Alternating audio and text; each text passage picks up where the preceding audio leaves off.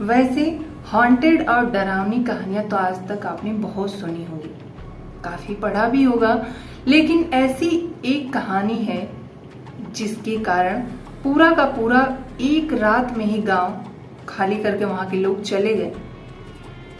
ऐसी क्या डरावनी बातें, ऐसी क्या रहस्य हुआ होगा वहां पर जिसके कारण पूरा गांव रातों रात ही अपना घर, अपना सामान, पूरा परिवार छोड़ के वहां से चला गया।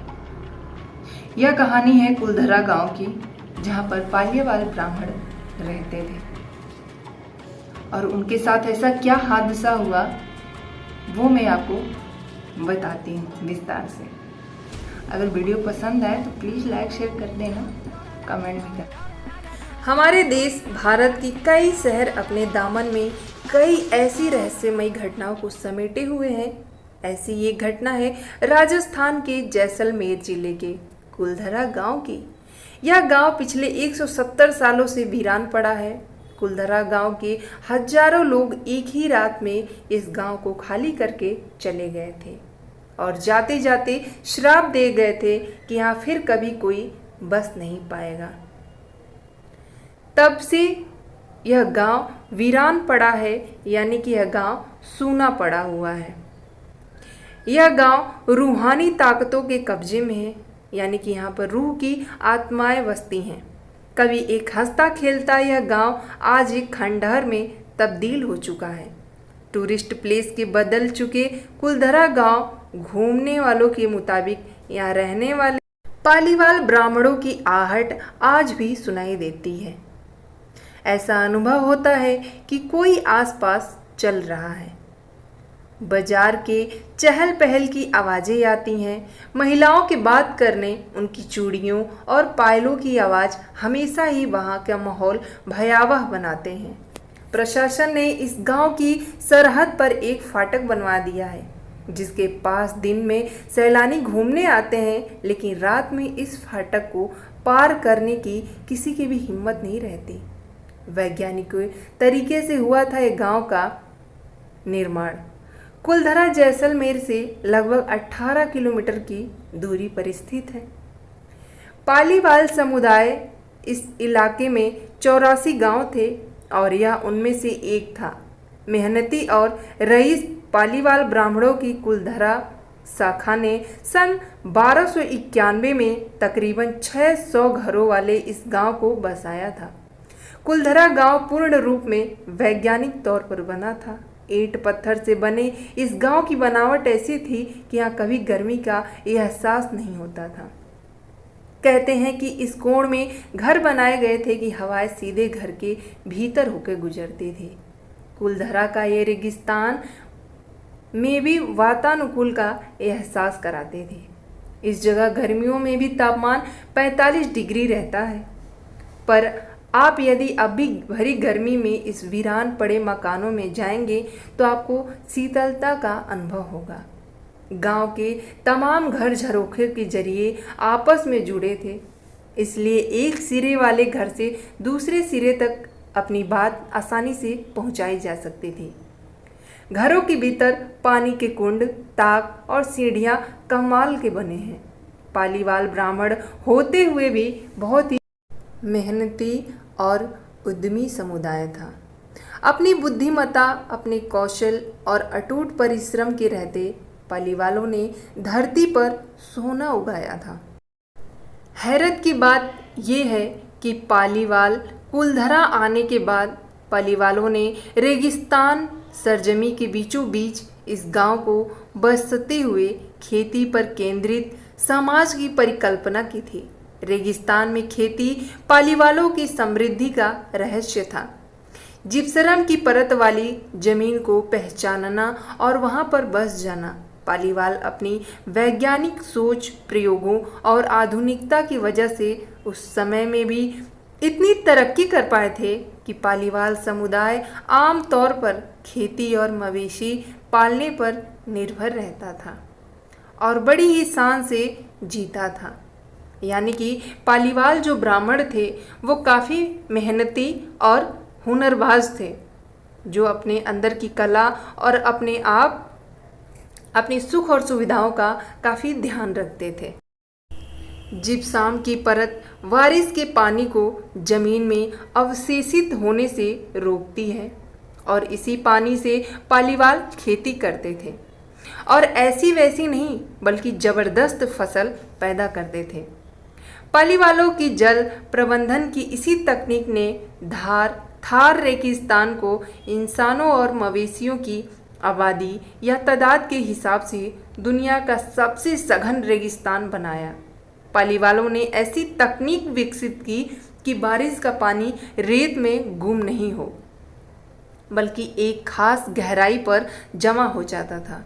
कुलधरा के वीरान होने की कहानी घोस्ट ऑफ कुलधरा, जो गांव इतना विकसित था तो फिर क्या वजह रही कि वो गांव रातों रात वीरान हो गया।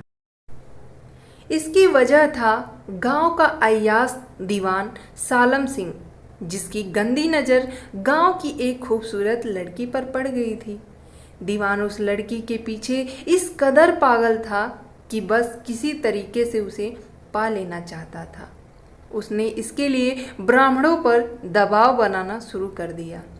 हद तो तब हो गई कि जब सत्ता के मद में चूर उस दीवान ने लड़की के घर संदेश भिजवाया कि यदि अगले पूर्णमासी तक उसे लड़की नहीं मिली तो वह गांव पर हमला करके लड़की को उठा ले जाएगा। गांव वालों के लिए यह एक मुश्किल की घड़ी थी। उन्हें या तो गांव बचाना था या फिर अपनी बेटी। इस विषय पर निर्णय लेने के लिए सभी 84 गांव वाले एक मंदिर पर इकट्ठा हो गए और पंचायतों ने फैसला किया कि कुछ भी हो जाए हम अपनी लड़की उस दीवान को नहीं देंगे। हम अपनी इज्जत उस आदमी के हाथों नहीं सौंपेंगे। इसके लिए चाहे कुछ भी हो जाए। फिर क्या था, गांव वालों ने गांव खाली करने का निर्णय कर लिया और रातों रात सभी 84 गांव आंखों से ओझल हो गए। जाते जाते उन्होंने श्राप दिया कि आज के बाद इन घरों में कोई नहीं बस पाएगा। आज भी वहाँ की हालत वैसी ही है जैसी उस रात थी।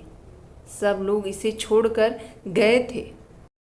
जिस हाल में पालीवाल ब्राह्मण समाज वह गांव छोड़ा था, उसी दशा में वह गांव आज भी है। श्राप का असर, पालीवाल ब्राह्मणों के श्राप का असर यहाँ आज भी देखा जाता है। जैसलमेर के स्थानीय निवासियों की माने तो कुछ परिवारों ने इस जगह पर बसने की कोशिश की थी। ऐसा नहीं कि वहाँ कुछ लोग बसने नहीं आते, वहाँ बसने की कोशिश की, अपना गृहस्थी जमाने की कोशिश की, लेकिन वह सफल नहीं हो सके।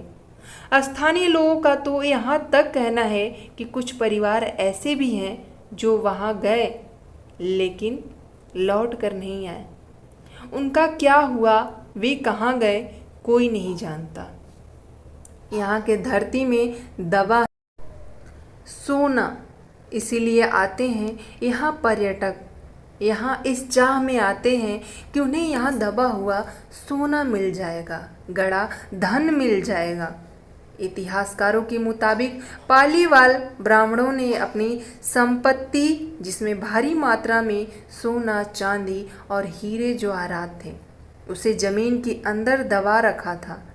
यही वजह है कि जो कोई भी यहाँ आता है वह जगह जगह खुदाई करने लगता है, यह इस उम्मीद से कि शायद वह सोना उनके हाथ लग जाए।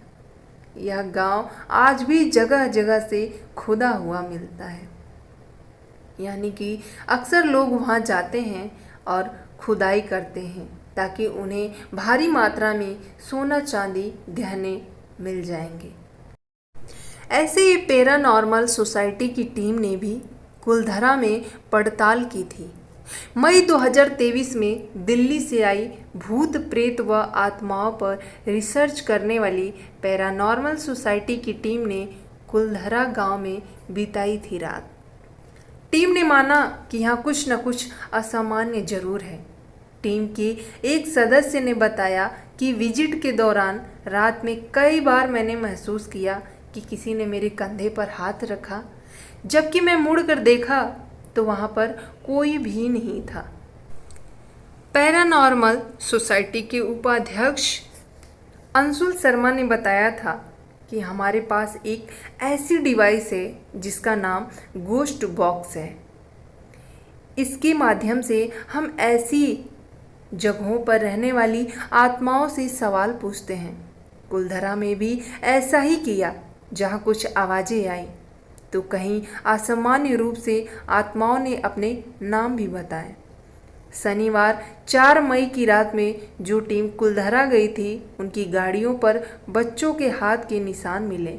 टीम के सदस्य जब कुलधरा गांव में घूमकर वापस लौटे तो उनकी गाड़ियों की कांच पर बच्चों के पंजों ने निशान दिखाए, जैसा कि कुलधरा गई टीम के सदस्यों ने मीडिया को बताया था।